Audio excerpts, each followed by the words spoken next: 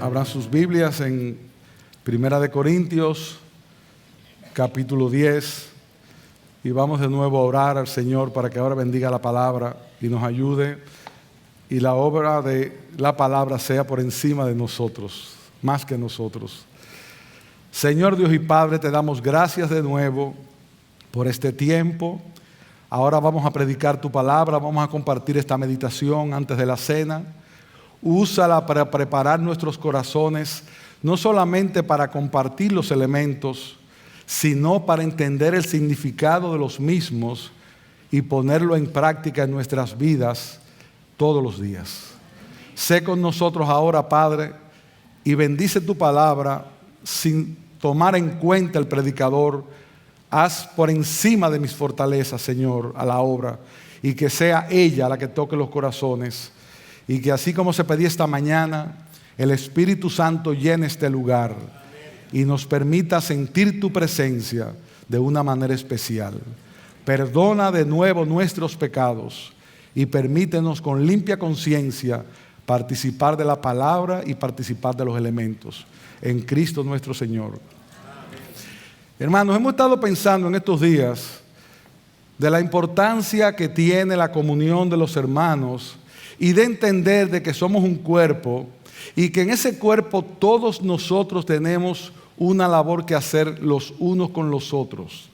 Y esa labor, hemos estado trabajando con los grupos pequeños, ha traído en nosotros la inquietud de poner en el corazón de muchos de nosotros el hecho de que yo no vengo a la iglesia, yo no voy a un grupo pequeño, yo no voy a un estudio para edificarme.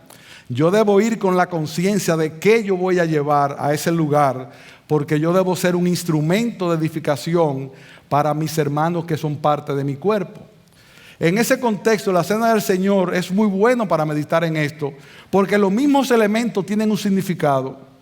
Y hay un poema de John Donne que está en el prólogo del libro Por quién doblan las campanas de Ernest Hemingway sobre la Guerra Civil Española, que es una gráfica muy clara de lo que nosotros queremos decir que debe pasar en la iglesia, cosa que no pasa necesariamente en la humanidad a quien se le dedica este poema.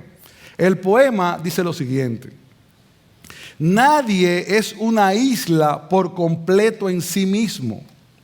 Cada hombre es un pedazo de un continente, una parte de la tierra.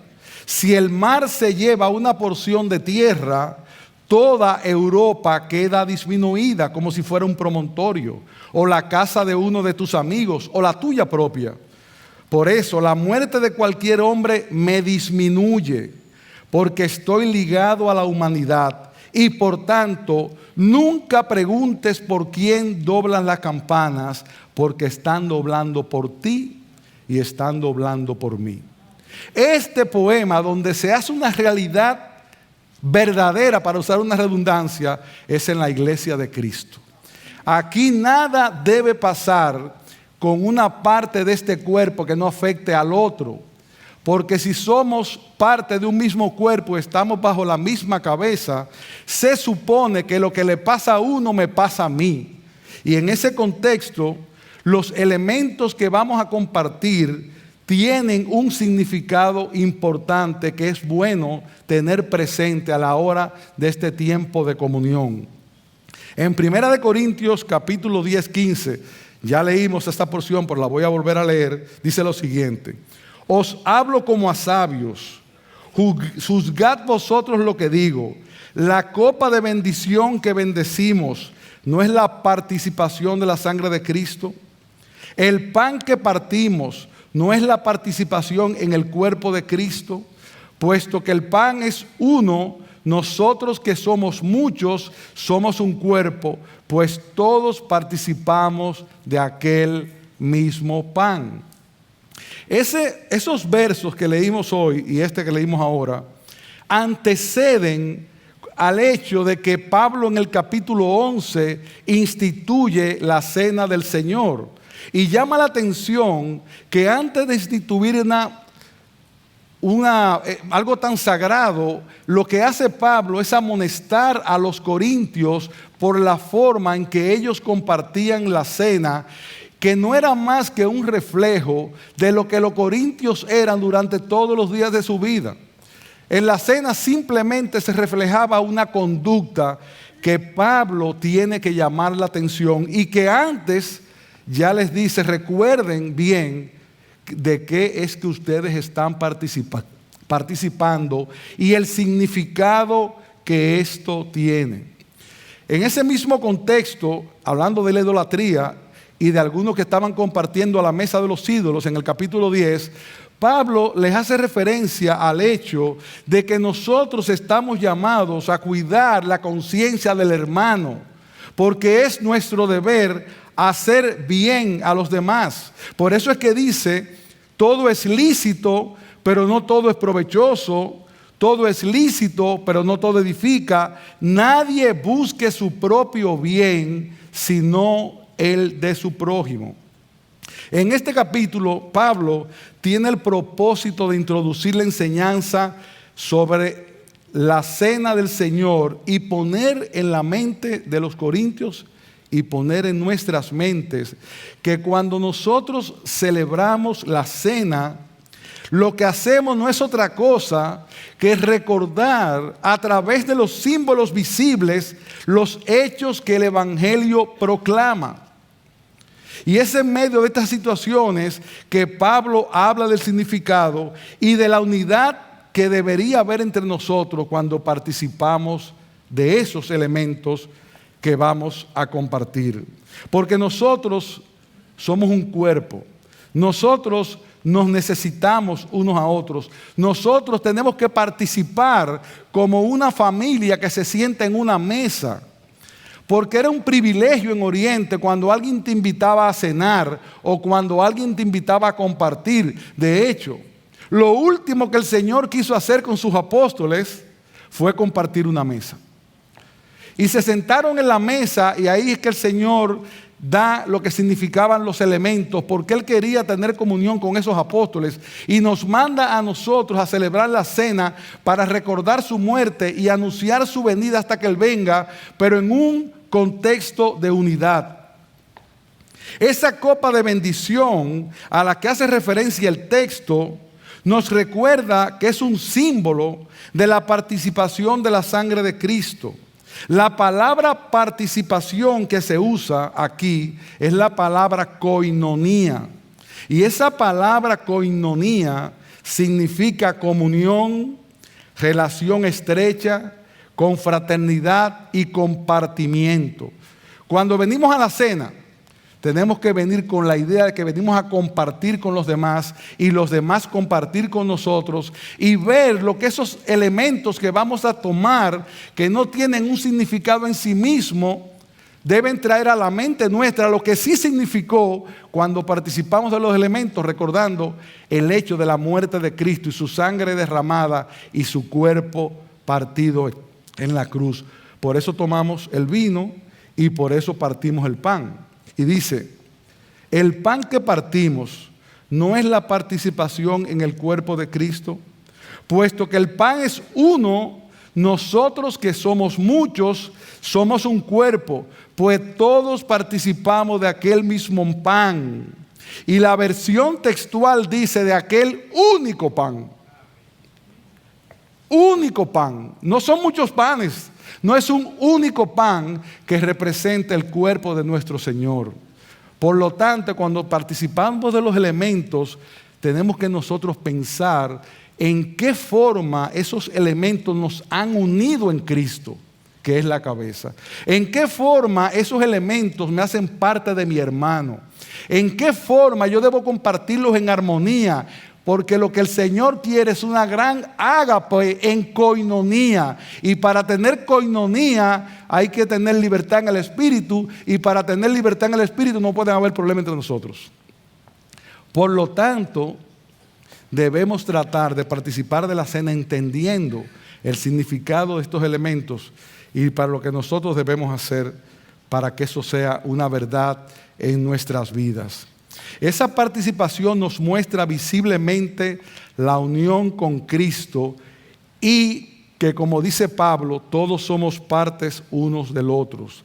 Primera de Corintios 12 dice: porque así como el cuerpo es uno y tiene muchos miembros, pero todos los miembros del cuerpo, aunque son muchos, constituyen un solo cuerpo, así también es Cristo. Pero ¿qué pasaba con los corintios? Que ellos no estaban viviendo acorde a esa ley de que eran un solo cuerpo. Si usted coge la carta de los Corintios, verá que desde el primer capítulo está hablando de divisiones y problemas. Gracias a Dios que no es el caso nuestro. Dios ha bendecido y preservado mucho esta iglesia. Pero el caso era que ellos no estaban participando de la cena con esa idea. Sin embargo, nunca un creyente se para de crecer. Y nosotros, aunque hemos crecido, necesitamos crecer más. ¿Por qué? Porque en la medida que nosotros nos unamos más como cuerpo, en la medida que uno trabaje con el otro, en esa misma medida seremos un instrumento en la santificación de mi hermano y mi hermano un instrumento en la santificación mía. O sea, es más allá de un símbolo, hermanos, es una práctica, es una forma de vida. Por eso no es posible, hermanos míos, hacer memoria del sacrificio de Cristo correctamente si no está claro en nuestras mentes y corazones la importancia de hacerlo con un gran sentido de unidad. En la cena pasada, el pastor Eduardo hablaba sobre el que uno debe confesar sus pecados, pedir perdón al Señor, somos perdonados y podemos participar de la cena. Pero ese texto que habla de que nos examinemos nosotros mismos está en ese contexto total de la forma en que los corintios se comportaban. Por lo tanto, si lo ubicamos en su lugar, nosotros debemos pedir perdón no solamente por nuestros pecados personales, sino también pedir al Señor por aquellos pecados que he cometido contra mi hermano. Tratar de estar en paz en mi corazón con aquellos que son parte de mí. Examínese cada uno a sí mismo y vea cuáles cosas puede haber en el corazón contra una parte de su cuerpo, porque nadie desecha su mano, ni su pie, ni nada. Uno lo cuida muchísimo. Así deberíamos nosotros cuidarnos los unos a los otros. Dice Calvino, comentando sobre la cena es un ágape en que los comulgantes o participantes se aman los unos a los otros y testifican del vínculo que disfrutan entre sí en la unidad del cuerpo de Cristo. Y luego, comentando de la importancia del cuidado que debemos tener los unos por los otros, dice lo siguiente: los creyentes cultivan la piedad por el Espíritu mediante el ministerio de enseñanza de la iglesia, progresando desde la infancia espiritual hasta la adolescencia y finalmente la plena hombría o madurez en Cristo. No se gradúan en la iglesia hasta que mueren. Escúchenme bien. Aquí nadie se gradúa hasta que mueren. Era como decía esta mañana el pastor Sugel, hay un estándar, hay un lugar donde yo trato de acercarme, eso es la santificación. Mientras más cerca llego al modelo, mejor. Pero en ese camino, yo no voy solo, yo debo ir junto con mis hermanos, porque la iglesia es parte de mi santificación. No solamente las prédicas de los domingos, no solamente la oración de los miércoles, no solamente la lectura que hago en mi casa personalmente, no, mis amados hermanos, tiene que ver con todo lo que hacemos. Por eso dice Calvino que eso no se acaba hasta que muere uno. Nadie llegó al final aquí, al final se llega allá. Uno va en un camino, pero cuando llega allá es que se santifica completamente. Mientras tanto hay que seguir luchando, y en esa lucha los soldados que son buenos soldados no dejan herido a un compañero nunca. Usted no ha visto esa película que la gente se muere y se van a matar, y tú dices, pero que es ilógico que van a matar a 10 por salvar a uno, pero es un principio que tienen, no se queda un compañero herido en la calle, en la guerra. Y nosotros debemos actuar más que esto. No debe quedar un hermano mío tirado en pecado. Yo debo tratar de socorrerlo, ayudarlo y bendecirlo, porque en la medida que él se reconcilia o vive en el Señor, estoy viviendo yo también, porque él es parte de mi cuerpo. Esta educación vitalicia, oigan bien los términos, vitalicia, se ofrece en un ambiente genuino de piedad, en el que los creyentes se aman y se cuidan unos a otros bajo el liderazgo de Cristo. Se fomenta el crecimiento de los dones y el amor de los unos por los otros, ya que son constreñidos a tomar prestado de los demás. Son constreñidos a tomar prestado de los demás. ¿Qué significa eso? Que el otro tiene más que yo y yo debo tomar de ese. Y yo tengo más que otro y debo darle a ese. Esto es una cadena. Aquí hay unos que están más edificados que otros, son más viejos, menos viejos, unos más maduros, unos menos maduros. Pero esa es la iglesia. ¿Y para qué están los más maduros? Para ayudar a los que están más débiles. ¿Y para qué están los más débiles? Para aprender de los más maduros. ¿Y qué hace un débil? Ayudar al que acaba de entrar que está más débil que él. Esa es la cadena, hermanos. Y eso es lo que está significando ese partimiento del pan y esa comunión de la copa de Cristo. Nosotros debemos ser edificados con la alabanza, con la palabra, con la comunión. Hermanos, cuando en Mateo 19:20 el Señor dice hacer discípulos, eso tiene que ver con hacerlo todos unos a otros y no solo con los de afuera. Hacer discípulos es algo que debe suceder constantemente. Yo le pregunto, ¿usted está haciendo discípulos? No, porque es que la verdad que ya a mí se me gastaron la gente. Miren, a nadie se le gasta la gente. Siempre hay algo que te necesita. Y el Señor dice, id y hacer discípulos. Entonces a veces queremos ir a hacer discípulos a la China porque nos queda muy lejos, pero no hacemos discípulos con el hermano que tenemos al lado que necesita un problemita que resolver. No, ve, habla con los pastores. No, hable usted con él y explíquele a ver si usted puede, porque la palabra es buena para todo, útil para redarguir, para instruir en toda justicia. Cada uno en su grado de madurez. Lo importante es que yo sepa que cuando yo me paro a predicar aquí, yo tengo un grupo de gente que está orando por mí porque yo solo no puedo. O que cuando yo voy a hacer algo en la semana, tengo un grupo de gente orando por mi santificación y el cuidado mío. Y que yo estoy pendiente de un hermano que hace 3 domingos que no viene para decirle, mi hermano, no te veo, ¿qué te pasa? ¿Te pasa algo? En estos días yo me alegré muchísimo. Yo me hice muy amigo de un hermano reciente. Y el hermano parece que estaba atento que yo estuviera aquí o no. Y yo la verdad que falté algunos domingos porque estaba afuera. Y él me mandó una nota que decía, ¿te pasa algo? Que tengo un día que no te veo. Ay, qué bueno fue eso. Él estaba preocupado porque yo estaba predicando fuera, pero a lo mejor no estaba bien. Y él debe preocuparse y preguntar qué le pasa al hermano, su salud, o qué le pasa en su vida espiritual. ¿Por qué veo que el hermano Tofí tiene 3 semanas que no viene? El señor mayor que se sienta ahí. Yo debo llamarlo. Yo le decía a Maggie hoy, tengo que llamar a los tíos para saber qué le pasa. Tienen 3 domingos que no vienen, pero no nosotros por ser sobrinos. Es que nos toca todo ese tipo de vida, de relación, de amor, de coinonía, de edificación, de preocupación. Que lo que le duele a un hermano me duele a mí, y lo que alegra a un hermano me alegra a mí. Porque es parte de mi cuerpo, es parte de mi sangre. Esta mañana hablaban de la circuncisión.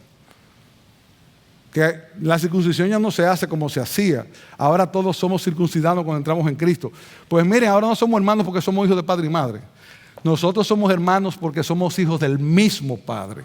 Y los hijos del mismo Padre tienen el mismo carácter. Y el carácter de Cristo es que dejó su trono para venir a salvarnos y se humilló. Entonces, ¿quién soy yo para no humillarme, para no perdonar, para no amar, para no cuidar, para no atender a mi hermano que es cerca de mí? Si el Señor dejó el cielo por nosotros. Entonces, si yo soy hijo de Dios, debo tener la genética de Dios. Y la genética de Dios tiene misericordia, tiene bondad, tiene amor, es perdonadora, es edificadora, busca el bien de los demás, se preocupa por los demás. Así que, mis hermanos, esta noche, ¿qué queremos? Que al compartir los elementos, recordemos que estamos unidos en una misma copa y en un mismo pan. Y que si hemos hecho poco, no nos sentemos a lamentarnos de lo poco que hemos hecho. Ahí viene la sangre de Cristo que nos libra y nos perdona de todo pecado.